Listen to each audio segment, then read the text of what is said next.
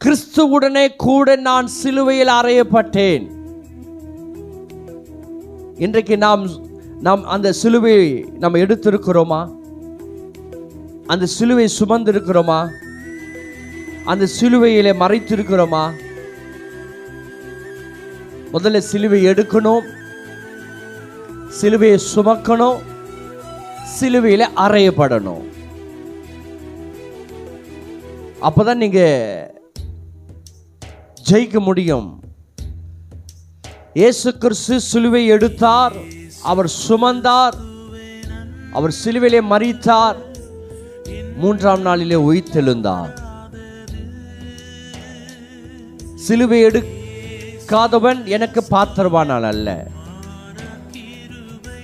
என் பின்னே வர விரும்பினால் தன் சிலுவையை சுமந்து கொண்டு சிலுவையிலே அறையப்பட வேண்டும்.